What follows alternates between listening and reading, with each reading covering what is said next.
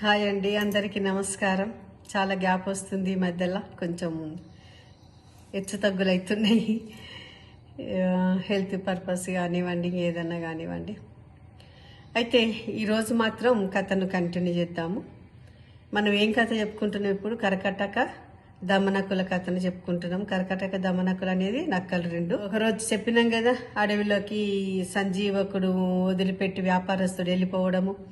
ఇంకా సంజీవకుడు మంచి health set అయిపోతుంది, చాలా బలంగా తయారవుతాడు. అక్కడ గడ్డి దీన్ని మంచిగా స్వేచ్ఛగా తిరుగుకుంటూ ఒకరోజు అది వేసిన రంకెకి పింగళకుడైన సింహము రాజు బెదిరిపోతాడు. ఇవి రెండు నక్కలు కూడా చూస్తాయి. ఇదే సమయం అనుకొని దమనకుడు ఏమంటాడు, నేను వెళ్ళి రాజుగారి ఆస్థానంలో స్థానం సంపాదించుకుందాము, మనకు అడవిలో ఎదురుండదని చెప్పి ఎత్తుగడ వేస్తుంది. దానికి ఇక కరకటకుడు అంటాడు, ఎందుకు రాజులతో పెట్టుకుంటావు, వాళ్ళు ఈ రోజున్న బుద్ధి రేపు ఉండదు, వాళ్ళ క్షణానికి మారుతూ ఉంటారు, ఒక తీరున ఉండరు వాళ్ళు అని చెప్పి కరకటకుడు హెచ్చరిస్తాడు. అప్పుడు దమనకుడు అంటాడు, ఏమి లేదు, ఎవరైనా కూడా అధికారం ఉండాలి. ఇప్పుడు కుక్కని తీసుకు, యజమాని కేవలము ఒక ఎముక బొక్క వేస్తే చాలు, ఆ ఎముకతోనే ఎంజాయ్ చేసుకుంటుంది, తోక ఊపుకుంటూ, కాబట్టి అది దాంతోనే ఆనందపడిపోతుంది. అదే సింహాన్ని తీసుకో, ఏనుగు యొక్క కుంభస్థలాన్ని కొడితే గాని దానికి ఆనందం ఉండదు. ఆ విధంగా ఇప్పుడు ఏనుగు మళ్ళా వీధుల్లో పోతుంటే అందరు ఫలహారాలు పెడతారు, దానికి గౌరవిస్తారు. కుక్కర్ని ఎవరైనా గౌరవిస్తారా? అందుకని మనకు గౌరవం దక్కాలంటే రాజుతోని ఆ స్థానంలో మనకు హోదాను మనం కల్పించుకోవాలి. కాబట్టి నేను ఆ హోదాను కల్పించుకోవడానికి నేను పోతున్నా. మనకు కావాల్సింది గౌరవం కావాలి. సమాజంలో వ్యక్తులు మనల్ని చూసి గౌరవించాలి. ఒకరి దగ్గర ఉన్న ఆస్తులను చూసుకుంటూ మనం జొల్లుగార్చుకుంటూ పక్కకుండి వాళ్ళని చేయడం ఎందుకు? మనమే ఆ అధికారాన్ని హోదాను మనమే సంపాదించుకుంటే ఇంకెంత బాగుంటుంది అని చెప్పి ఈ దమనకుడు కరకటకునికి బ్రెయిన్ వాష్ చేస్తాడు. సరే, నీ ఇష్టము, అంత అదృష్టం ఉంటే మరి నువ్వు పరీక్షించుకో అదృష్టాన్ని అని చెప్పి కరకటకుడు అనేస్తాడు. ఇక బయలుదేరుతాడు దమనకుడు. ఎవరికి దగ్గరికి వెళ్ళడానికి? సింహపు రాజు పింగళకుడు దగ్గరికి వెళ్ళడానికి బయలుదేరుతుంటుంది. బయలుదేరుతూ ఇంకా ఆలోచిస్తుంటుంది అన్నట్టు. ఏమని ఆలోచిస్తుంది? ఉద్యోగికి భూమి అనేది ఉండదు, విద్వాంసుడికి అసాధ్యమైనది అంటూ ఏది ఉండదు, పరదేశం అంటూ ఉండదు విద్వాంసునికి. అదే ధైర్యశాలికి, తెలివివంతులకి ఇంకా ఎక్కడ పోయినా కూడా వాళ్ళు రాణించగలుగుతారు. నేను అదే కోవలకు చెందిన వాడిని కాబట్టి నేను రాణించుతాను అని చెప్పి అనుకుంటా. ఈ పింగళకుని ఎలా మభ్య పెట్టాలి, అతని ఆస్థానంలో ఎలా స్థానం సంపాదించాలి, అక్కడ పోయిన తర్వాత ఆయన హావభావాలను బట్టి నేను మాట్లాడుకుంటా అని చెప్పి ఆలోచించుకుంటూ గుహ దగ్గరికి వెళ్తాడు. ఇంకా అప్పుడు సింహరాజు గుహలోకి వస్తుంటాడు. ఇంక వీడు కూడా దమనకుడు కూడా అదే టైంలో పోతారు. ఇద్దరు కలుసుకుంటారు.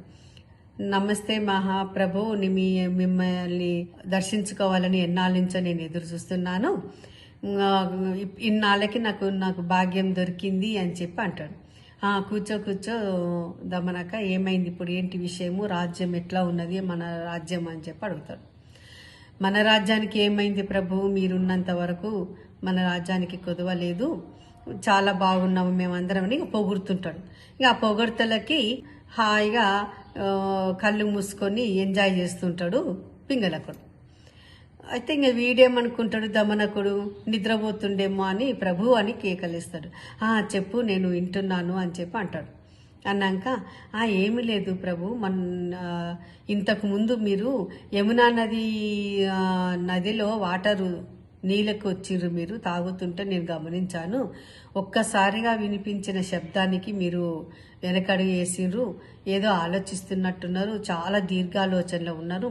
మిమ్మల్ని కలవరపరిచిన ఆలోచింపచేసినటువంటి ఆ శబ్దమేనా మిమ్మల్ని, మీరు ఇంకేమన్నా విషయం ఉన్నదా అని అడుగుతాడు.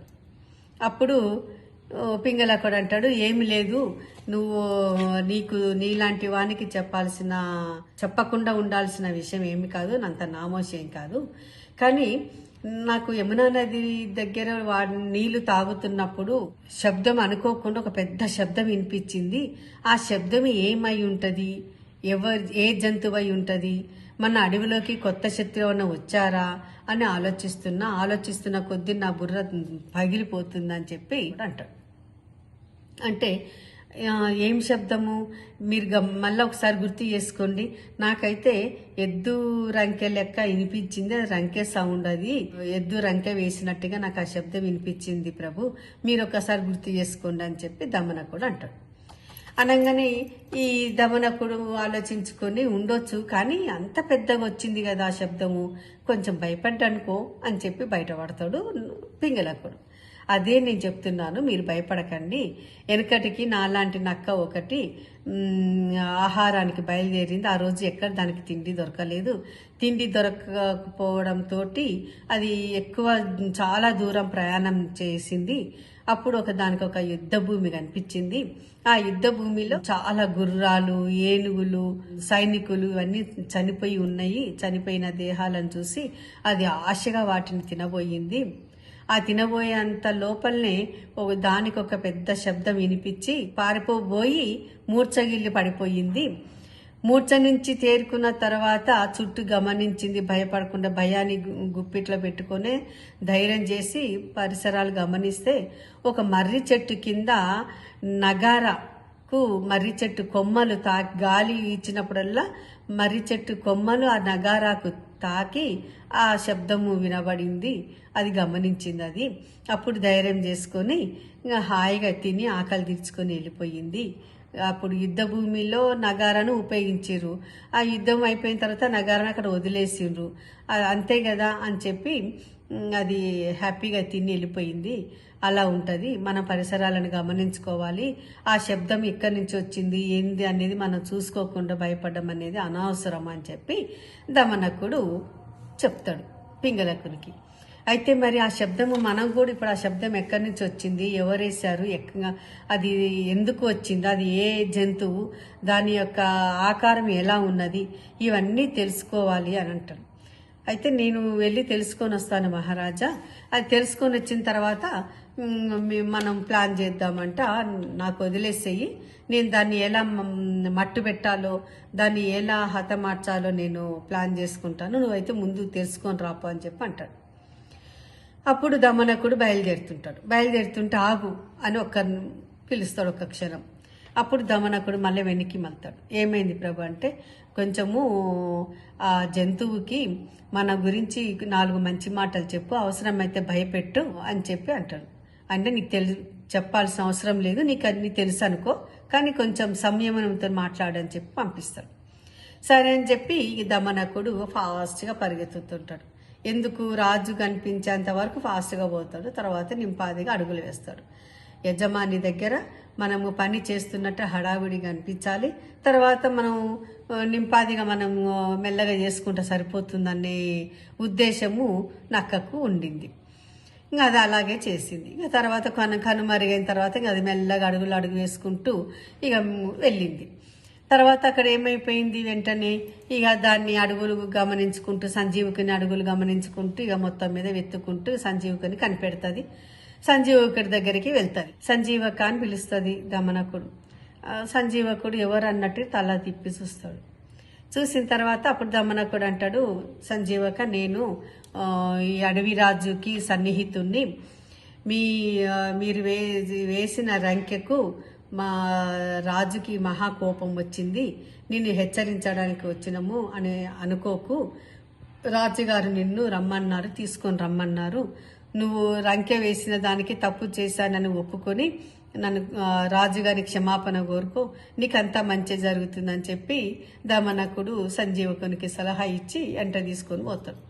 అయ్యో రాజుగారికి కోపం వచ్చిందా నా మీద, మరి ఏమన్నా అంటారో ఏమని భయపడుతుంటే నేను ఉన్నాను కదా పక్కన, నీకేం భయం లేదులే అని చెప్పి దమనకుడని తీసుకొని పోతాడు.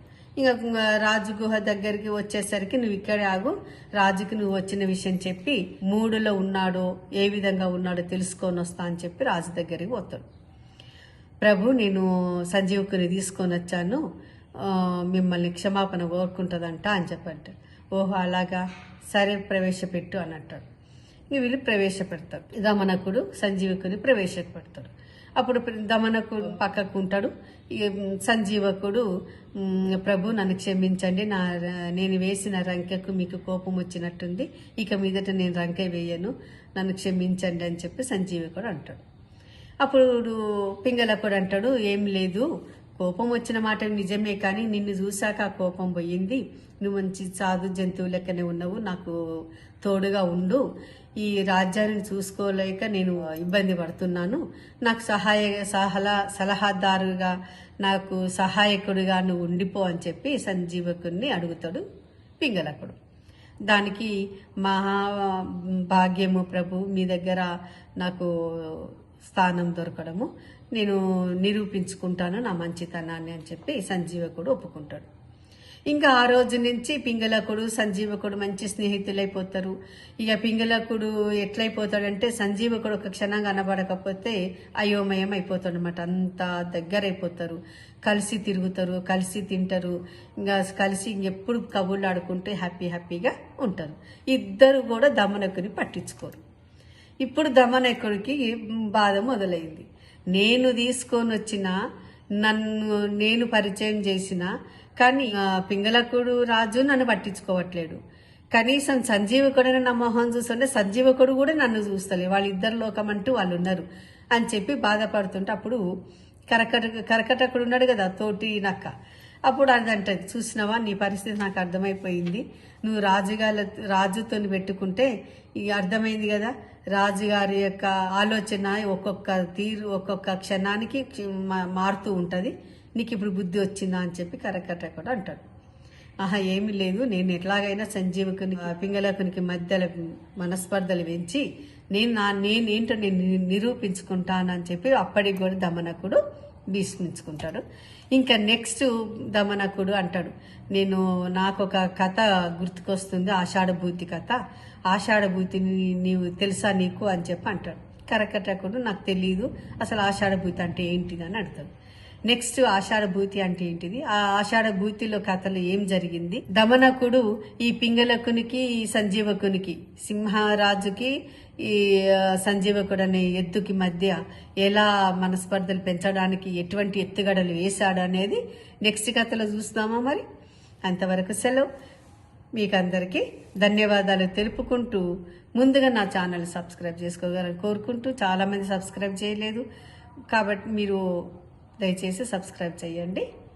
కలుసుకుందాం మరి. ఓకే.